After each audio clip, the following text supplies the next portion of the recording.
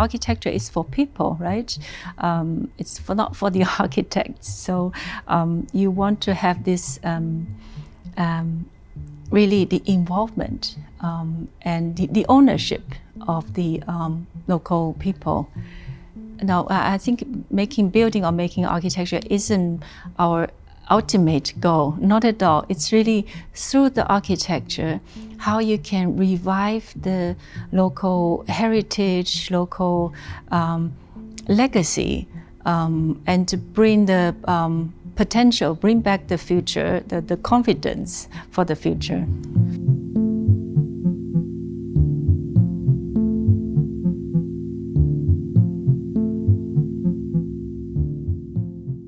By the time when I was in school and the early years when I started independent practice, the mainstream concept of our architecture is that one of the day you're going to build these, large-scale, high-rise, or all these monuments, which is, architecture was appreciated in the physical volume, in the making of this monumental scale. But I think it's a very different concept, understanding of architecture by now. And it's when we have this new time of our history, and when we face all these difficulties, global challenges, climate change, and also disparity in everywhere around the world. I think that maybe the younger generation of approaching of architecture is shifting already. It's more about what architecture can do, instead of what I could make. So it's probably to take yourself out of this thinking. And so I think it's not about the area of star architecture anymore, but rather what's the potential, the capacity of architecture. How can it make an effective impact to the society, to the environment?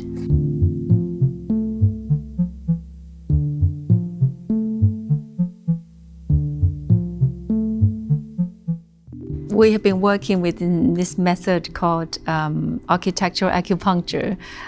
So this may be the right term for the whole process that we started with the diagnosis, at the end providing a treatment, right?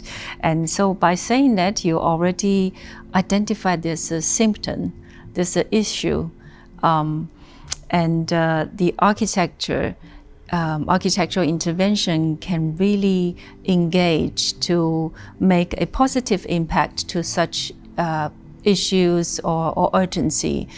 And acupunctural intervention means that the engagement of architecture is rather minimal intervention. It's not looking for the large-scale monuments, but really working with the necessity, really working with the local available materials, elements, and cultural contexts. So to engage, really to blend in, engage in the legacy that is already belonging to the place, instead of introducing something completely alien. Acupuncture is like alternative medical operation, that is to stimulate the circulation for the overall well-being. So it's a healing process, and also the way how you see the architecture is not the end. The architecture is really the engagement. You have to provide the precise treatment.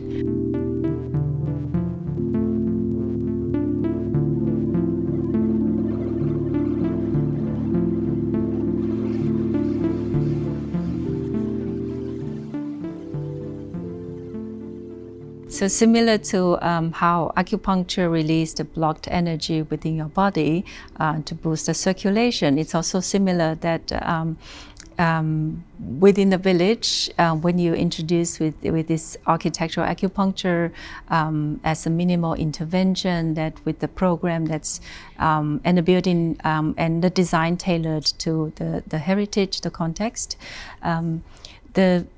it's not something coming from outside, but it's rather growing within the context, within the village. So it's a sense of ownership for the local communities, for the local people, and to restore the pride and honor. So, and it also will bring the motivation for the local community. A lot of the villagers will start to think about what they can do following these acupuncture projects.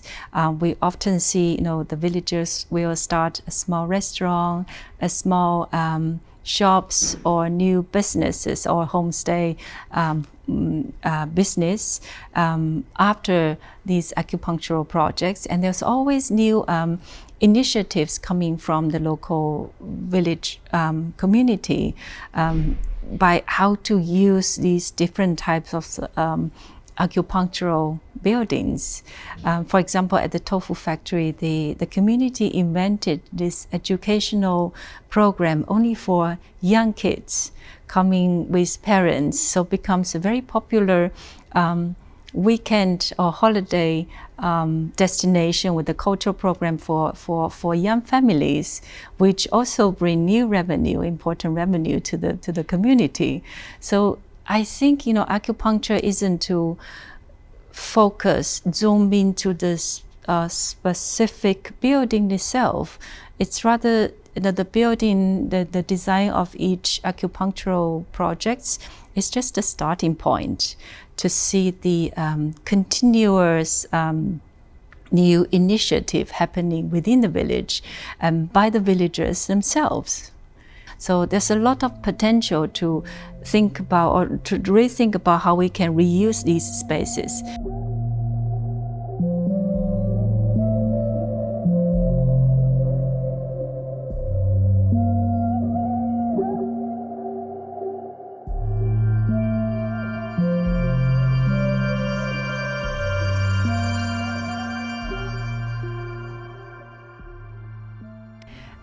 I think that the process, how we practice, always starts with the diagnose in the beginning, not only to understand the context, but also to find out the complications or even confusions, and through this process that you will start to work together to understand what's potential.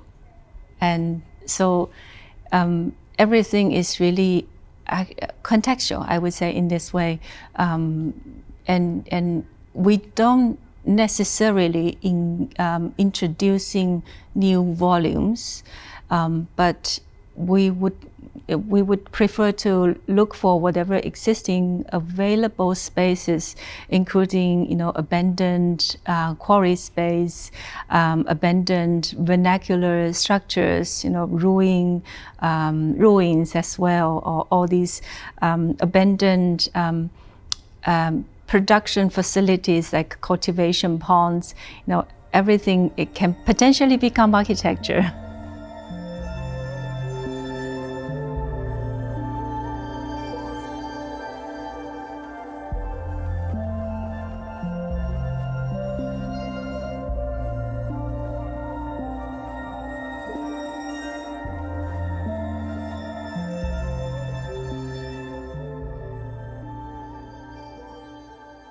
If we think about architecture as the space, the space already exists in the nature, and in every place, the concept of space is very different. It's also based on the local climate, the temperature. So the level of sheltering people, it's very different from one place to another. So we can't just take architecture as building only, right?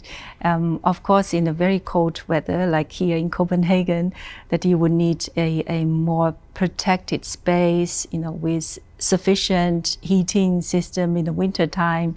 But let's say if you go to my home region, for most of the days, you don't really need a protected space. You're rather open to the fresh air. Maybe, in the summertime, you need a roof, or in the rainy days, you need a roof. But the space was already there, and you would enjoy the space of nature more than the space within the building. So then this is really the discussion of what is architecture. Do you need a building to isolate you from the nature?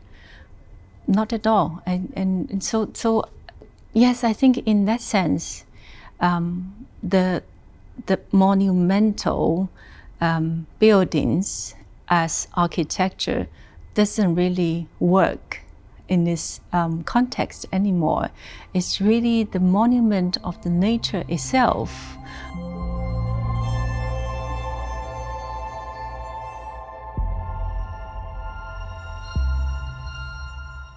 Very often, a commission with already a defined program and sites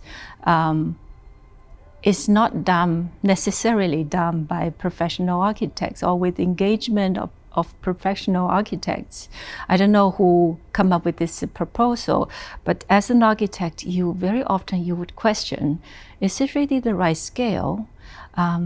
Is it really necessary to make a building like that? Is it really the right program? So I think, just for, in order to make better architecture, we as an architects need to step into this early phase, in the decision-making phase, together with the community and also with the local authorities.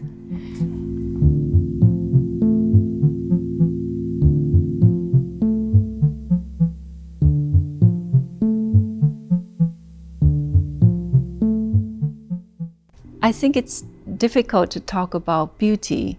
Beauty is quite a tricky word in our architectural discourse, right? And we all agree that, beauty alone, it's quite dangerous. If you only try to make things beautiful, but and ignoring the other sides, perspectives on making of an architecture, that I think it's dangerous. Like I said, how we learned from this vernacular way of building things is through a very spontaneous and practical and economic perspective, which turned out to be something that is really beautiful. For me, maybe that's the real meaning of beauty. It's so something that is working, something that can really work, right? Something practical and that can pass through generations, that is already been proved to be practical and sustainable in the long term. That is definitely beautiful, because it's accepted by people, passing through generations, and recognized as local identity. So you would definitely understand why this is beautiful, why this is considered as the beauty. Is there a connection between beauty and simplicity? By adapting anything that's available, but make it into a way that is also very efficient. Working with the necessity, that is beauty.